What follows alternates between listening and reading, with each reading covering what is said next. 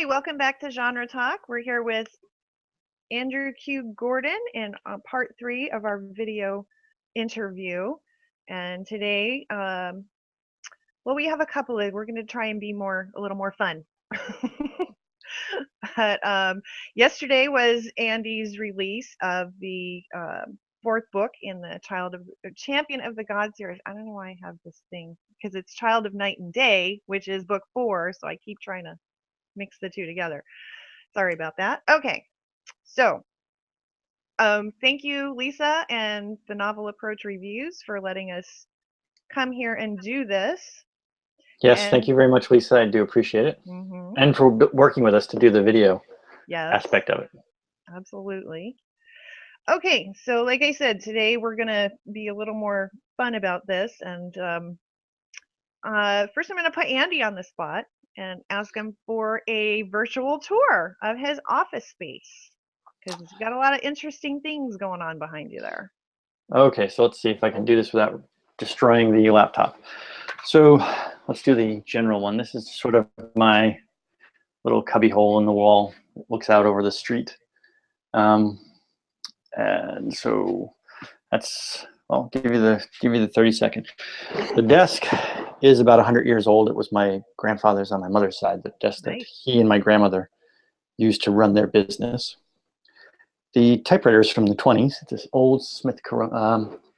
It's a precursor of Smith Corona. It's back when Smith Brothers owned their own, before they merged with Smith Corona. And it does have a ribbon and it does work. And the artwork on there is my daughter's. That was my other grandfather's business. My grandfather owned a business called Cooley and Perkins. And there was no Cooley and there was no Perkins in the business. It was Napoleon. And, you know, and there were a bunch of different people, and but there was no Cooley and Perkins. So. Wait, who's that action figure down there? Oh, that's Cyclops. I think Mike gave that to me years and years and years ago. Okay. And so let's see. Over here is the adding machine I got from Cooley and Perkins. My grandfather, when he passed away, left me that. And another thing my grandfather left me, which you can kind of see in this old barrister bookcase, is my grandfather never got past 6th grade. My grandfather believed that a man should read. A man should know how to read. And so he would go to yard sales back in the 20s, 30s, and 40s, and he would buy any book he could. And some of these, like up here especially,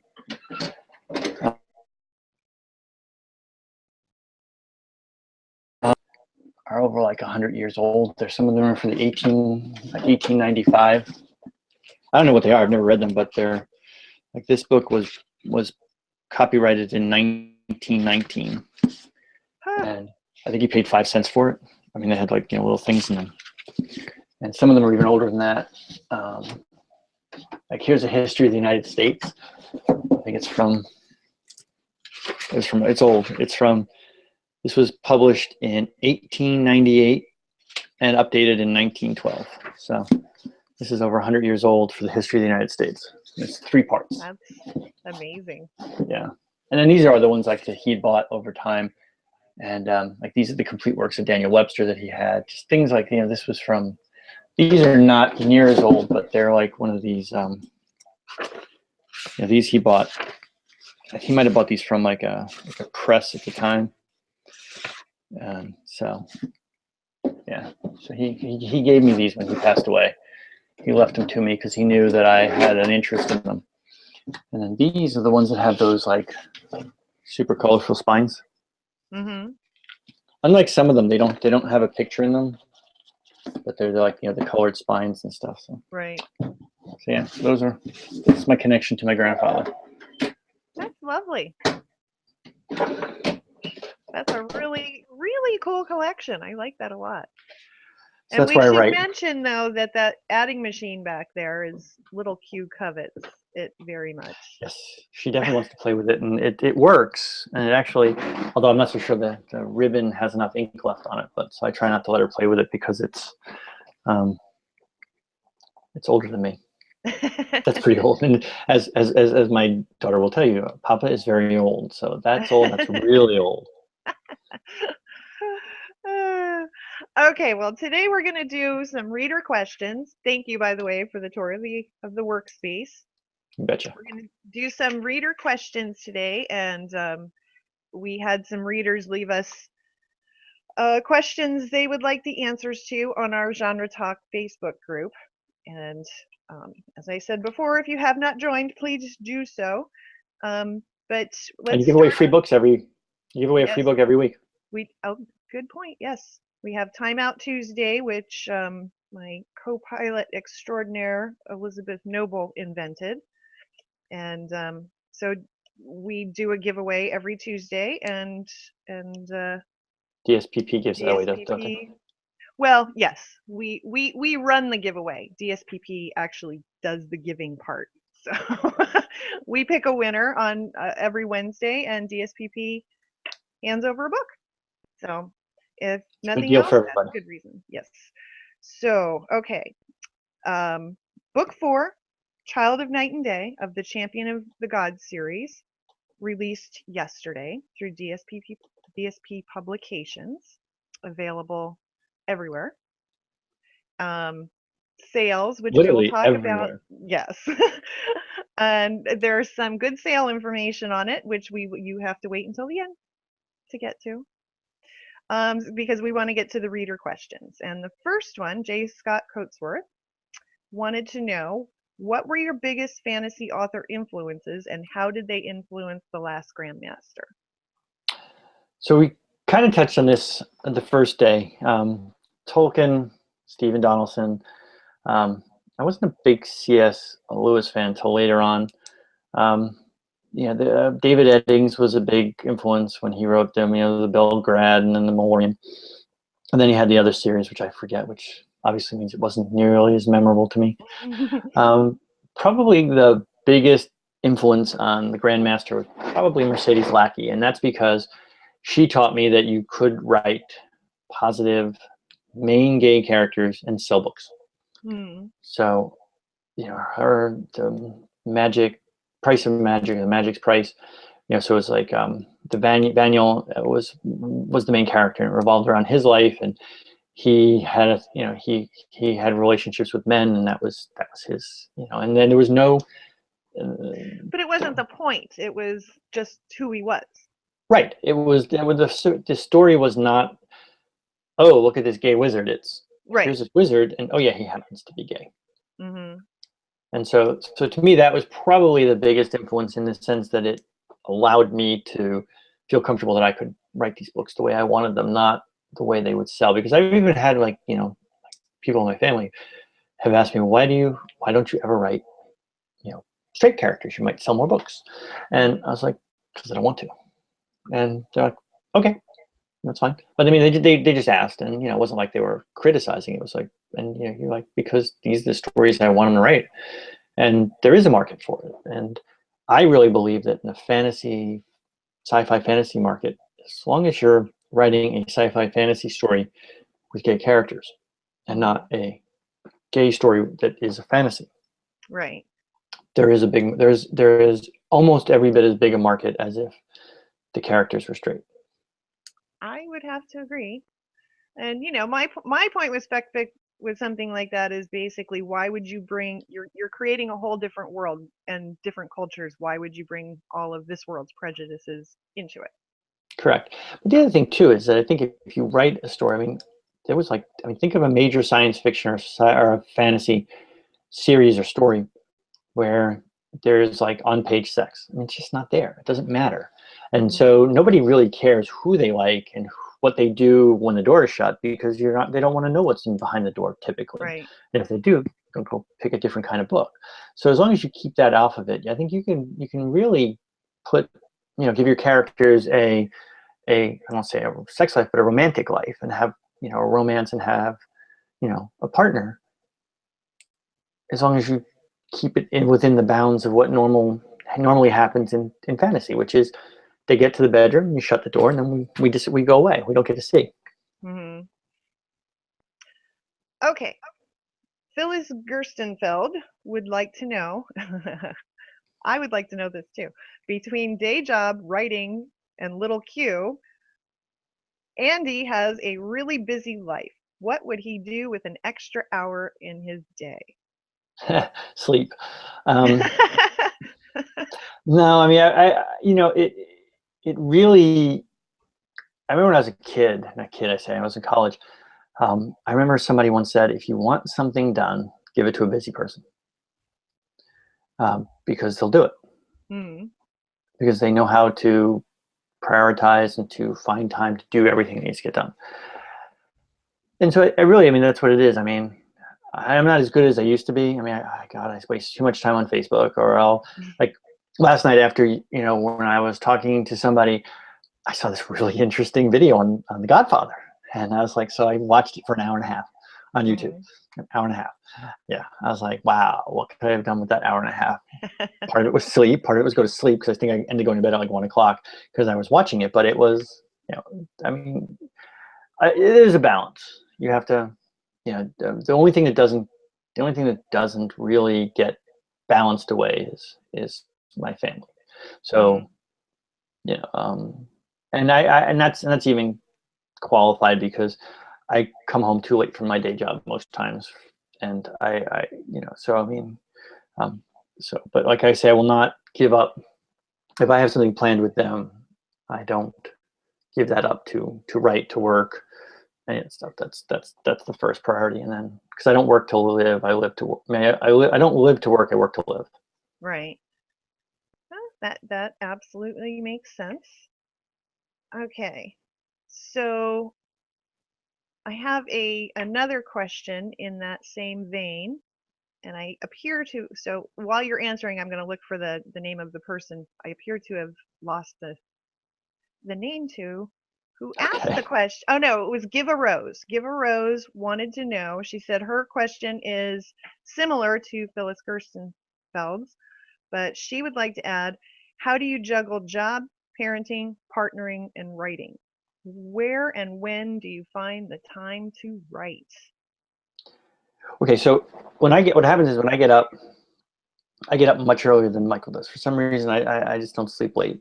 And so typically I will get up, I'll get showered, I'll get my coffee, and then I will get Mike up to go walk the dogs. And then I will sit down and I'll have about 45 minutes. And so 3, 4, 500 words. Sometimes I'll do some at lunch. And then the rest of it gets done after I put little Q to sleep. So I've got maybe an hour and a half. And so, you know, you learn to multitask. Like I'll respond to like Facebook stuff on the train, or when I'm, as I said, I think I said earlier, I'm a prosecutor during the day, and so I can, you know, there's a lot of I'm not the only person in court, and so there's a lot of downtime, and so I'm sitting in the galley, I'm scrolling through and answering or responding or reading, and so you try and find time to do the things that don't require an hour's worth of attention or a solid time to think about it, to do the other things that you have to do, and then you kind of carve out time that you're going to write, and then you turn the internet off. You know, you sit down and you write, and then weekends and occasional day off. Hmm. Now, what I wanted to do, and I've yet to really been able to do it, is I want to take an entire week off from work, and because again I've been there forever, so I have all this vacation time built up. So I want to take Yeah, just a week off in the middle of no time, and then just write. We'll see.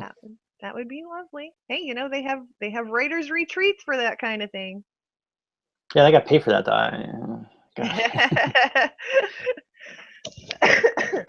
Excuse me. Okay. Alicia Nordwell would like to know, the original stories in the Champion of the Gods series were conceived years ago. If Andrew could go back to that first moment of conception, what would he change in the series based on what he knows today as a more experienced published author? So luckily for me, when I wrote this, I wrote it all. Like, gosh, been like 11, 12 years ago I started it. Mm, And I wrote it all before I ever, like I say, 85, 80, 90% of it, I wrote it all before I actually submitted it for publication anywhere. And so the issue is that when I went back to get it ready for publication, I already kind of knew a lot of the problems I was going to have later on. So I went back and fixed them.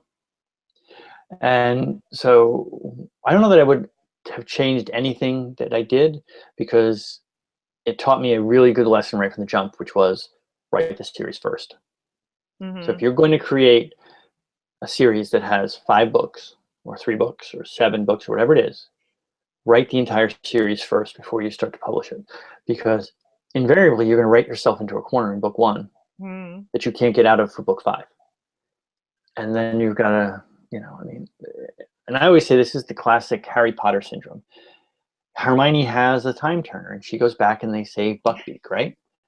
Yep. Why didn't he go back and save Sirius? Why didn't he go Yes. back and save his parents? Why didn't he go back and do any of those things? Because if they could get a time turner to have her go to class, well, geez, that's, Right. that's there. You can go back and save anybody you want at that point, and they didn't. And why? Because you could just see the problems with that. I mean, if you could undo everything, you could undo the good stuff too. So you'd constantly be, somebody would always be going and going and going and going, and you'd never know, history would change every 15 seconds. And so, but she wrote it because it was cute. It was a kid's book. It was cute. And then all of a sudden it became more than a kid's book. And so then all the adults were like, well, that's ridiculous. Why did they ever? Yeah. Right. There's no limitations on it. So if there's no limitations on it and it can be used just for common things like going to class, and then they use it to go save Buckbeak and things like that. I mean, it wasn't like it was something that was really, really difficult to do. And you can only really do it in very rare and desperate situations. This was something she could do to go to class, right. 2 classes at the same time. And so in that respect, yeah, you have to get the things done for the end till the beginning. And there were issues like that. There were truly issues like that I had to deal with. Like originally I had this idea that you could shield an entire city without any problem. And then it turns out like, well, if you could do that, what? Heck, how are you ever going to do anything? And so basically then they come down. And if they come down, then why have them? You know what I mean? And so you have like this whole, logical extension sort of thing that you have to work through. And so you run into those in a series. And so what I would do differently is nothing really. I would do it exactly the same. But I'm glad I did it the way I did, as opposed to trying to write a series to get it published and then not having it done. Yeah. I think that's smart. Well, I mean, my favorite question in any genre talk interview is I always like to know where the story started. And you said it's been over a decade. And, story ideas can come from the most incongruous, ridiculous, absurd places. So I want to know where is the kernel of this story? Geez, you would ask that one, wouldn't you? Okay, so I had always wanted to write my own fantasy stories. I mean, I always had these stories in my head, and I don't remember exactly what I remember where I was. I was in the bedroom in the old house, and I was playing music on my iPad, my laptop, and I just saw a scene, something happening. And the song was by 10,000 Maniacs, and it was called Stockton Gala Days, and it's completely, zero relevance to fantasy or anything like that. It was just a song in my head. And I saw a scene that has never made it into the book because there was just no purpose to it. It just didn't work in the story itself, so I'd never wrote it. But I mean, I still have that original one that's like 12 years old, 13 years old. But that's where it started. From this song and from me picturing a specific event happening that then the story grew out of, like, what's the story behind those characters and where'd they come from and how did that come? And so like the original, some of those elements have remained, like the fact that there is this sanctuary that they all live in. So that was there. And the characters are still there, like Mr. Ellen Farrell are still there, but everything else is different. But that was the kernel of start. Say the name of the song again, because you're going to have people wanting it on their playlists. It's called Stockton Gala, Gala Days. It was by the 10,000 Maniacs, and it was in there back when MTV was doing those unplugged. It was their unplugged version, and it was from 1993. Talk about old. I am old school. But this did, I mean, at the time, it was relatively new. It was like maybe less than 10 years old. I think the fact that this has been in your head since 1993 is one of the best recommendations for the series as a reader, because to me that says you've been steeped in this world. You know everything about it, and you're going to tell me all of that stuff that I need to know about these characters and about this world. Well, let's correct one little thing. It was not from 1993. I would say this probably started around 2002, 2003. Oh, close So enough. maybe, yeah. You could have looked a decade better there, Andy. Yeah, I mean, I don't even remember what I was doing in 1993. I mean, come on. I know. I do, but we don't have to go there. Right. There is there's before Michael and there's after Michael, and so that was before Michael. Not much, but it was like I met Michael in '95, so my life sort of begins then. I'm just kidding, but most of my memories, my good memories, are good memories. Good memories. So yes, the series itself. I mean, there is, like I said, there is this. I think we talked about it yesterday. There is a bits and bobs file, and I have just reams of papers and little scenes that I didn't make it in, things that I wrote, and little snippets and stories that I wrote that I didn't. And it's like I said, it all adds depth to the characters. And so, like when I talk about a certain character, I have an image in my head of them. Even if they're minor characters, typically they've got something else going on somewhere else in my hard drive. Mm-hmm. Okay. Well, once again, we've gone over what we intended. Yes. Because you're just so interesting, Andy. I don't know about that. So, well, I can talk though. I and your family. You don't have to know. We know it for you. Okay. Well, thank you. Okay, so I want you to tell the listeners out there about the deals on the series going on right now. All right, well, first I want to say another thank you to Carol. I mean, for doing this. I mean, and you didn't have to. Oh, it's fun. Okay, but I mean, yeah, I mean, you didn't have to submit to this, and so I just appreciate that. And I really want to thank Lisa. I mean, not just for doing this, but for having genre talk in general. Absolutely. One of the things people don't probably realize is that there are almost no speculative fiction blogs out there. There's just really not, gay or straight. I mean, there's just a real dearth of review sites that look or will talk or will give, that have dedicated space like this. So this is like really a treasure from my perspective, and I think for a lot of LGBT speculative authors, and probably for authors in general, if they knew it existed. So I just really want to say thank you to Lisa for giving me the space for 3 days, and in general for this genre talk in general. So thank you again. And with that, I will give you the sales plug, the hard sell. Yes. DSP Publications is just super to work with. They just are. I mean, I should have given them a shout out too. They're just really great to. They're really helpful when we're trying to promote things. And so, book one is free for the rest of the month. So until April 30th, book one is going to be free. Book two is 99 cents till the end of April. And book three is going to be 50% off through the end of April. And you can get those anywhere books are sold. And I believe that on the DSPP website, if you want to buy Kings of Lore and Legend, which is book three, you have to use a code. The code is KINGS, as in Kings of Lore and Legend, and then it's all in lowercase. So it's KINGS in lowercase letters. And then obviously book four is available now. And as a special incentive for book four, if you buy book four, I will have a small prequel that you can download. It will be not offered anywhere else. Exclusive. Well, there will be one other place. I mean, if you're on my mailing list, you can also get it. And if you want a copy of my mailing list, just go to my website, which is andrewqgordon.com. And there's a little box that says sign up for my newsletter. And if you sign up for that, we're going to be giving that away probably in May. We're not going to do it right away. We're going to let the people who buy the book have it first. And it would be, it's going to have its own cover by the same cover artist, Angsty G or Sam. And so it's going to have that same theme. So it's pretty good. Okay.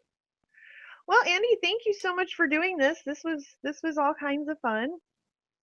Hopefully, I'll encourage other people to share their writing spaces and put their goofy faces on the thing as well. Yeah, you're lucky we didn't make you show us the puppies and stuff. Oh, God, you do not want to see them. They're so big now. They're not puppies anymore. The wolf. And interestingly enough, I should tell you that we named the boy puppy Farrell after the series. Mike did Oh, it. Mike nice. did that for me. Yeah. I like that. And unlike Farrell, this dog is huge. He is. No, I mean, really, he truly is. I mean, for the breed, he should be Yeah. maybe 55 pounds. He's like 65. He's like at the very, very, very upper end of the standard. So, Yeah. but he's sweet. So he Gentle has that giant quality. or Yeah. He thinks he's a puppy though. He thinks he's like a lap dog. He thinks he's like a Shih Tzu, and he'll want to climb in your lap, and he just doesn't get it. And he knocks little Q over all the time. Oh. Just like tries to like rub up against her, tries to push up against her like he does with us, and pushes her down. So yeah.